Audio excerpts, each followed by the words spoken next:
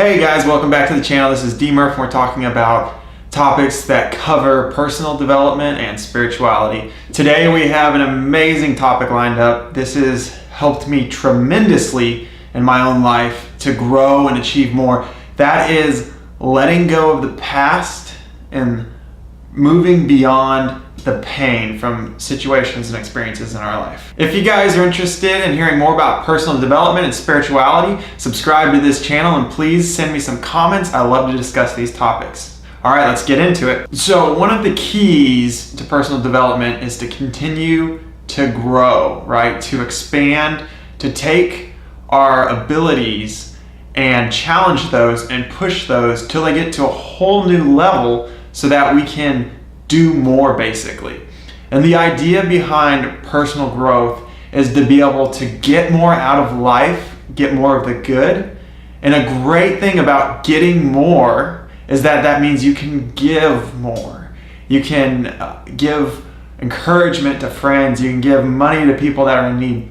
We want this and we crave this so badly because we know it's gonna make our lives better. It's going to make them fuller and it's going to make them more enjoyable. The direction of personal growth is up.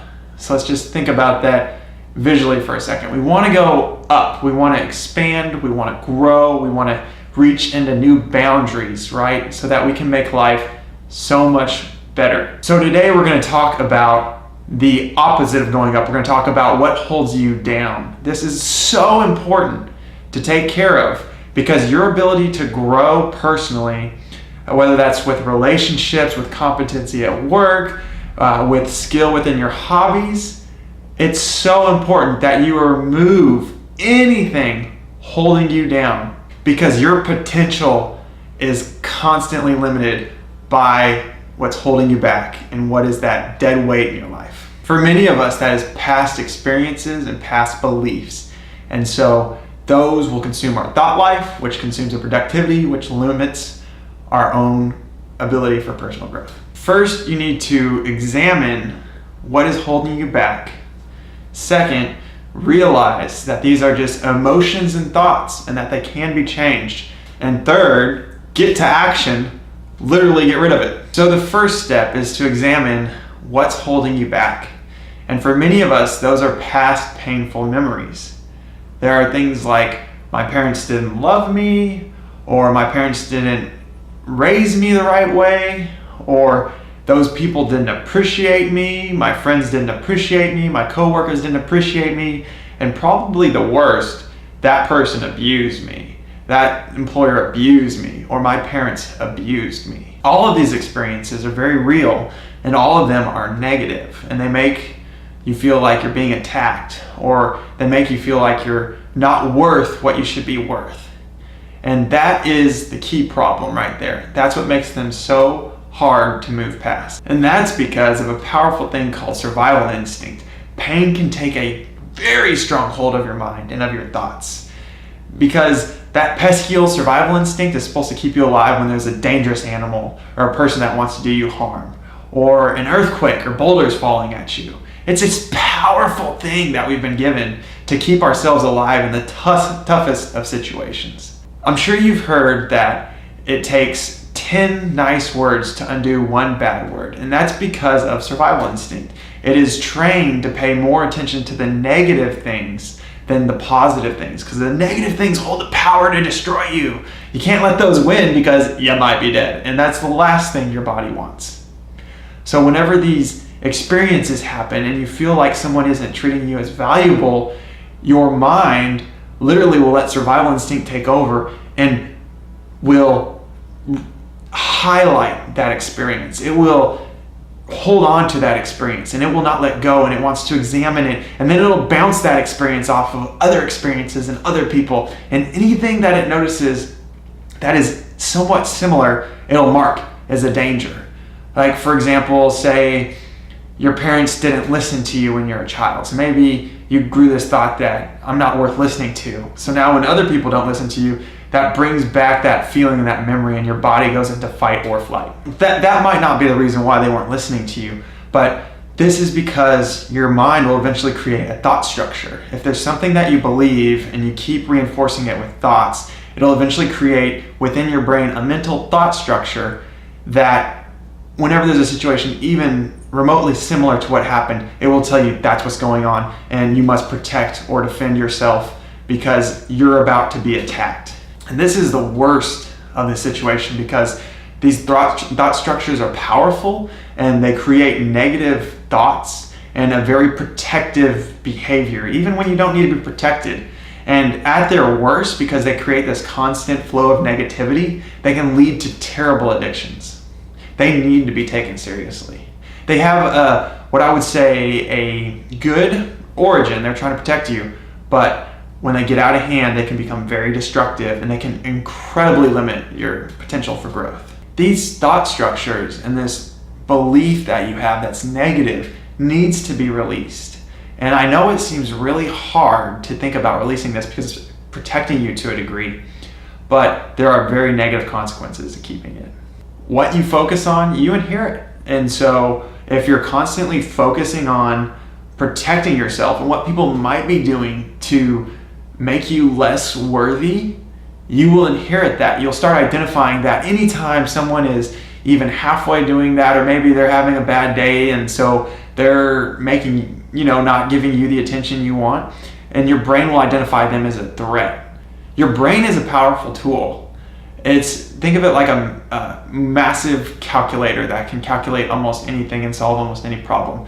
When you give it a negative thought, like, is this person trying to do something to hurt me or make me less of a person? Your brain will figure out what they're trying to do, even if it's minor and they're not even intentionally doing that. Your brain will take that minor thing and say, oh yeah, Susie doesn't care about you. She's just using you to feel better about herself. She doesn't even really want to be your friend. That's kind of a ridiculous example, but it will take the smallest things people do and find some way to prove to you that they're against you. Lastly, these thoughts and this pain and this past is holding you back from the goodness in life.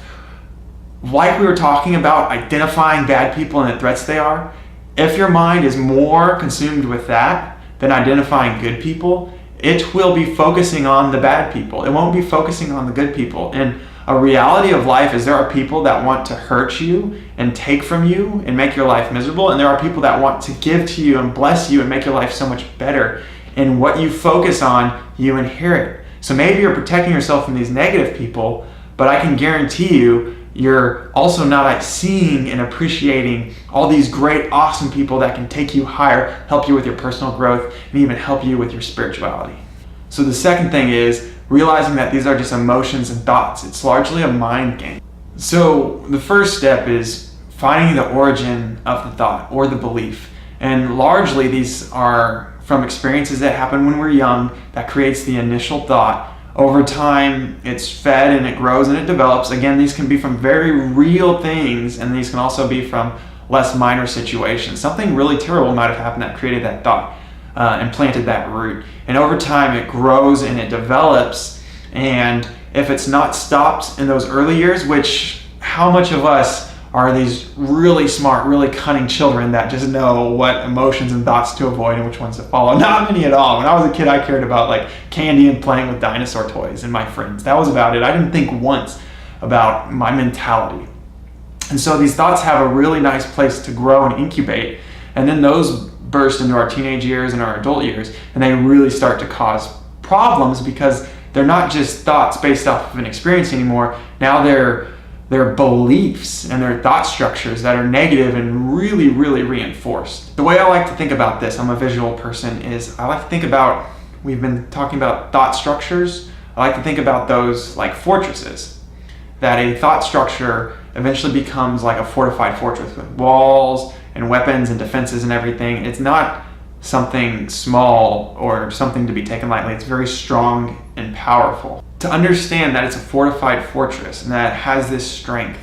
And this is largely because, like I said earlier in this video, whenever something negative happens, your brain focuses on that, uses that as the root to plant it, and then reaches out to other linking situations and events to fortify the belief.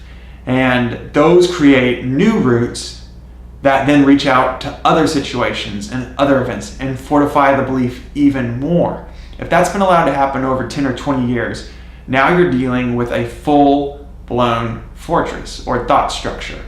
And the trouble and the difficulty, even when you identify the root, is realizing that it is so entrenched into your brain, this belief, this thought, people don't want to listen to me, I'm ugly, I'm not smart enough, whatever that is because it has now become a habit of thought.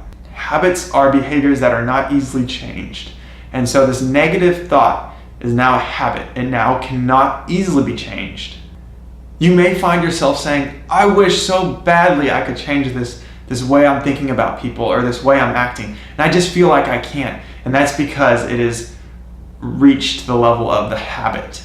And this is where you go into all-out war. I really encourage thinking of these thought structures as fortresses, and the way you go through this is combat, because these thoughts and these habits that have developed over time, they're negative, are very hard to deal with and very hard to get rid of, and you have to be intentional, and you really have to start going after them on a daily basis. And the thing about habits is that is what we do on a daily basis. And so if you have to do something new, then you have to create a whole entire new habit. You have to have persistence and aggression and consistency in order to start putting in new habits that will attack these old habits. You have to fill in the old space with something new. So lastly, letting go of the past, letting go of the pain. And there's 3 major ways to do that. Forgiveness, then challenging negative habits with new experiences, and the last is completely recreating thought structures. Forgiveness is an incredibly powerful tool. There's a reason why Jesus said you need to forgive people 70 times 7, 490 times for the exact same thing. The reality is we're all human beings, and there is a real reason why we do the dumb, stupid, idiotic things that we do. There's a reason why people in rush hour traffic act like a bunch of idiots when they're driving around and they cut you off and everything. It may not be a good reason, but there is a root cause to everything we do. And humans were designed to make mistakes. We were not created to be perfect. People can make all kinds of mistakes. And whenever there's something in your mind, maybe your parents did something, maybe somebody mistreated you, maybe someone abused you, it's really important, if you're having trouble letting go of that and forgiving them, to realize that they're people. And I know that doesn't make the wrong thing they did right, but I urge you to realize that they're people, they're failable, and that if they had ultimate power, they probably would have never done that to you. Bad things had happened to them to make them into what they are today. They just didn't know how to deal with that situation to become a better person. So the first step to forgiveness is realizing people's humanity, right? That we all can make mistakes. You don't have to be their friend to forgive them. That's another powerful step in forgiveness, is realizing you can release them and you can forgive them for their humanness. But that doesn't mean that you have to become their friend and have this great relationship with them and everything. If they've really done something hurtful to you, then you can keep your distance. You don't have to even tell them, I forgive you. There are several people that have really ill-treated me, and I struggled to forgive them, and I would think about it constantly, and it would take months or even years. But I eventually learned that I needed to forgive them to let them go, to stop thinking about them, to free up my mind. And that's the last thing with forgiveness, is the whole reason that is so important to forgive people is because it frees up your mind. If that person's terrible for the rest of their lives and they go on doing more dumb things and they'll never change, in the least, you will have your mind freed up of thinking about them. You only have a certain amount of capacity in your brain to do things, right? To think positive things and to grow in personal development. And you don't want to waste your time thinking about an idiot or someone who's done something wrong. With forgiveness, you bring in freedom to your own mind and you give yourself more mental space to do great positive things. The second way you can let go of the pain and let go of the past is challenge these negative beliefs through experience. For example, we've been talking about maybe your parents didn't pay much attention to you when you were young, so you feel like people don't listen to you. And that might mean that you don't speak up, you don't share your ideas, or you get angry at people when you feel like they're not listening to you. Maybe it means that you're afraid to talk to people because they just won't care. A great way to challenge that would be to go out and begin starting new conversations with other people and seeing the way they react. And instead of thinking about them not paying attention to you, think about, what do they like? What do I like? What do we have in common? And speaking about that and giving them compliments. And then stepping out and engaging in relationships, you'll find out, yeah, maybe some people don't want to listen to you. Maybe that hobby that you do is boring to some people, but there's also all these other people that do want to listen to you and that really enjoy spending time with you. And without this fear holding you back, these conversations with these people will be so much more enjoyable, and these relationships will be so much more powerful, and your own ability to grow and to get rid of that fear of people will be strengthened. At first, it'll feel like taking risks because you're going up against a real threat. People don't care about me. But once you have enough positive experiences, you'll create a new belief, which will allow you to grow even more in your life. Lastly is creating new thought structures. And this is probably the most difficult because you have to be able to identify old thought structures, begin new thoughts and behaviors and actions to begin combating those thought structures until your new thoughts and behaviors and habits begin to form their own positive thought structures, and then you finally make the switch. And in that moment, the negativity is released and positivity is brought in. And instead of believing the worst in a certain situation, you begin to believe the best. And it's so important to be realistic in these situations because you're going up against a real threat. Somebody did something bad once upon a time to make you believe what you believe. So you want to be realistic so that whenever you're putting in these new positive thoughts, that they will take hold, right?